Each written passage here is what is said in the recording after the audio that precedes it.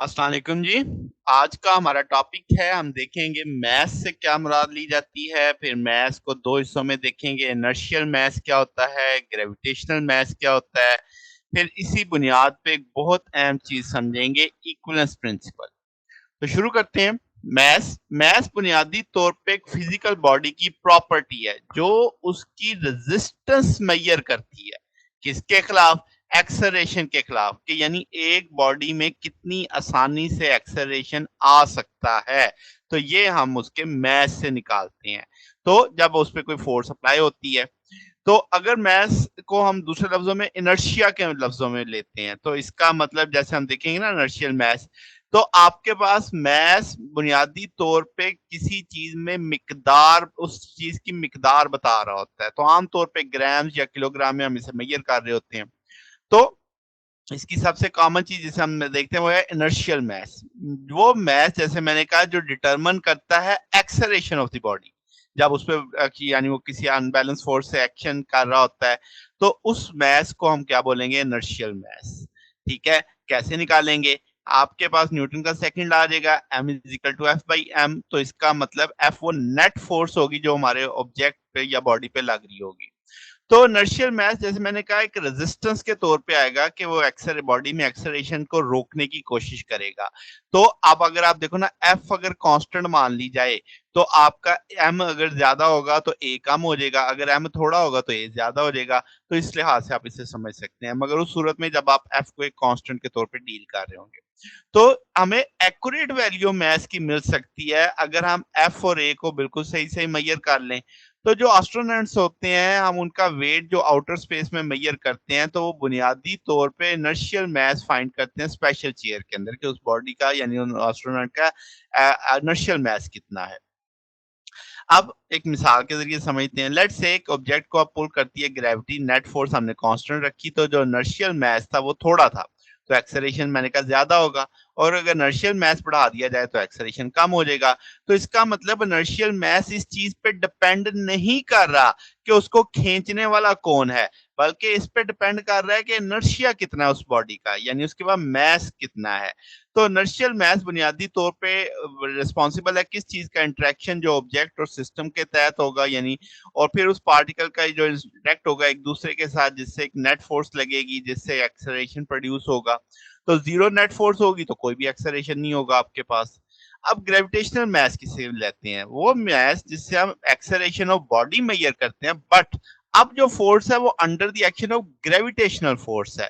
तो हम इसे लिखेंगे mg बराबर fg ओवर g। तो यहाँ पे fg ग्रेविटेशनल फोर्स के तौर पे आएगा। तो वो जो ऑब्जेक्ट का ग्रेविटेशनल मास जब मेजर करना होता है, तो हम अर्थ की ग्रेविटेशनल फील्ड को यूज करते हैं अलोंग द बैलेंस। अच्छा जी। तो अब आपने इसमें ना आगे चल के मैं बताता हूँ, तो ग्रेविटेशनल फ़ील्ड क्या करती है? वो फ़ोर्स लगाती है उतनी ही जितनी मास की है। तो हम कहते हैं कि आप स्केल में मासेस उतने ऐड कर दो, तो उसी हाइट पे जब वो आ जाएँगे तो बैलेंस क्या हो जाएगा? बैलेंस्ड हो जाएगा। तो आप इसमें एक चीज़ याद रखिएगा, जो स्केल है वो वेट मेजर करता है और जो बैलेंस है वो मास मेजर करता है। ये बड़ी एक अहम बात है। तो इनर्शियल मास और ग्रेविटेशनल मास को आप रिलेट कर सकते हैं, दोनों में आप लिख सकते हैं, तो फोर्सेस को इक्विवेलेंट करके आप वैल्यू निकाल सकते हैं। तो ए बराबर आ जाएगा mg ओवर m इंटू जी के तौर पे। अब इक्विवेलेंस प्रिंसिपल क्या है? जो वो प्रिंसिपल बुनियादी तौर पे एक्सपेरिमेंटल परफॉर्म है, जो गैलीलियो और आइंस्टाइन के ऑब्जर्वेशन पे है, उसमें पहले हम कहते हैं वीक फॉर्म। वीक फॉर्म में कहते हैं तमाम बॉडीज जो एक्सपीरियंस होगी सेम एक्सेलरेशन एक्सपीरियंस करेंगी जब वो फ्री फॉल कर रही हो in the same gravitational field. इसको आप कह सकते हो कि ग्रेविटेशनल मास और इनर्शियल मास उनके क्या हो जाएंगे? इक्वल हो जाएंगे, क्योंकि जो आपके पास जितनी फोर्स है वो आ रहा है, फ्री बॉडी सारी एक ही जैसे से आ रहे हैं, तो फोर्स कांस्टेंट है, तो एक्सेलरेशन उस लिहाज से एक ही मास पे वो क्या कांस्टेंट मानेंगे। तो ग्रेविटेशनल मास और इनर्शियल मास हम इक्वल मानते हैं। ये किसका वीक फॉर्म है। स्ट्रॉन्ग फॉर्म हम क्या कहेंगे कि जो लॉज ऑफ फिजिक्स है वो सेम रहेंगे, किस में? एक्सेलरेटेड फ्रेम में और यूनिफॉर्म और स्टैटिक ग्रेविटेशनल फील्ड के अंदर। ठीक है। अब इसको ना इन दोनों बातों को जरा एक एक्सपेरिमेंट की मदद से समझते हैं, तो फिर हमें डिटेल में समझ आएगी कि ये क्या बात कर रहे हैं। तो आप कहेंगे कोई भी एक्सपेरिमेंट जो आप परफॉर्म करेंगे, आप उसमें फ़र्क कर सकते हैं कि वो एक्सेलरेटिंग फ्रेम के अंदर है और वो यूनिफ़ॉर्म फ़ील्ड के अंदर है। तो ऐसा होना मुमकिन नहीं है, ठीक है? तो कोई भी एक्सपेरिमेंट आपको डिस्टिंग्विश करके नहीं दे सकता कि आपने ग्रेविटेशनल फील्ड की वजह से एक्सेलरेशन आ रहा है या आपके एक्सेलरेटिंग रेफरेंस की वजह से आ रहा है। क्या मतलब कि आप एक होमोजेनियस ग्रेविटेशनल फील्ड में हैं, तो वो बिल्कुल वैसी ही होगी जैसे यूनिफ़ॉर्मली एक्सेलरेटेड रेफरेंस फ्रेम है। जैसे आप यहाँ पे देखो, तो ये ऑब्जेक्ट गिर रहा है ग्रेविटी की वजह से, जबकि यहाँ पे एक एक्सेलरेटिंग दिखाया गया है। जैसे मैंने कहा स्पेसशिप रेस्ट पे है, जैसे आप देख सकते हैं। तो आपके पास ये ड्रिफ्ट कर रहा है वो कांस्टेंट वेलोसिटी के साथ किसी दूर प्लैनेट के ऊपर। अब जो पैसेंजर है उसके अंदर, वो आपके पास फ्लोट करेगा फ्रीली, ठीक है? तो अब अगर स्पेसशिप जो रॉकेट फायर किया गया है, वो उसमें एक एक्सेलरेशन पैदा करता है 9.8 मीटर पर सेकंड का। तो जो फ्लोटिंग पैसेंजर है, वो ज़ाहिर है फर्श के साथ लग जाएगा जाके, और अब उसके ऊपर जो यानी उसका जो फ्लोर है, वो किस एक्सेलरेशन से जा रहा है? 9.8 मीटर पर सेकंड से। तो यहाँ से जो पैसेंजर है, वो अब अगर कहें कि अप और डाउन जंप कर सकता है या बॉल को अपवर्ड फेंकें अवे फ्रॉम द फ्लोर, तो वो वापिस आएगी नीचे की जानिब। तो वो पैसेंजर जो होगा वो सेम उसे फीलिंग आएगी जैसे वो सरफेस पे खड़ा है। यानी सादा लफ्ज़ों में बोलूँ तो एक स्पेसशिप है जो कि 9.8 मीटर पर सेकंड स्क्वायर से ऊपर जा रही है। तो अब उससे नीचे गिरने वाली चीज़ बिल्कुल वैसे ही बिहेव करेगी जैसे वो कोई हमारे प्लैनेट अर्थ के सरफेस पे करती थी। तो अब वो कोई फ़र्क तो नहीं कर पाएगा उसके अंदर बंदा कि भई ये किस वज़ह से है? वो कहेगा ये ज़मीन की ग्रेविटी की वज़ह से है। हालाँकि वो उसकी मोशन जो थी, उसका जो एक्सेलरेशन था वो 9.8 मीटर पर सेकंड था। तो वो यूनिफ़ॉर्म एक्सेलरेटेड रेफरेंस के अंदर है, तो वो बिल्कुल वैसा ही महसूस कर रहा है, जैसे वो ज़मीन की सरफेस के ऊपर कर रहा था। तो अगर हम जैसे कहा स्पेसशिप में कोई विंडो ना हो, तो उसके इंजन परफेक्टली स्मूथ राइड दें, तो पैसेंजर्स को ऐसे ही लगेगा, यानी उनको पता ही नहीं चलेगा कि वो एक्सेलरेट कर रहे हैं या वो ज़मीन की सरफेस के ऊपर हैं। तो ये जो प्रिंसिपल इक्विवेलेंस है, ये कहता है कोई भी एक्सपेरिमेंट में पैसेंजर यानी करेंगे, वो उनको पता ही नहीं चलेगा, वो डिस्टिंग्विश नहीं कर पाएँगे 2 सिचुएशंस के बीच में। तो आइंस्टाइन ने इसी को यानी कहा कि जो ग्रेविटेशन है उसे भी हम एक डिफरेंट मैकेनिज्म से समझते हैं।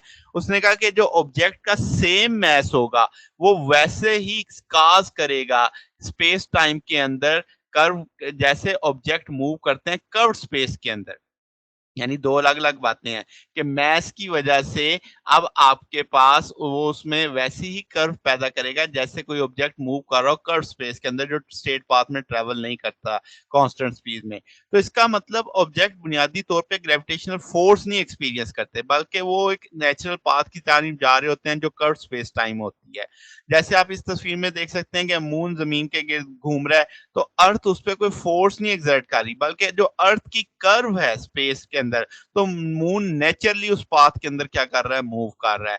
तो आपके पास ये जो पाथ है, ये जो न्यू स्पेस टाइम के अंदर है, तो ये शॉर्टेस्ट लाइन होगी बिटवीन द 2 पॉइंट, जिसे हम जियोडिस्क कहते हैं। तो बिल्कुल ये वैसी होगी जैसे यूक्लिडियन ज्योमेट्री जो हमारी आम ज्योमेट्री में एक स्ट्रेट लाइन मानी जाती है। ये हम पहले पढ़ चुके हैं।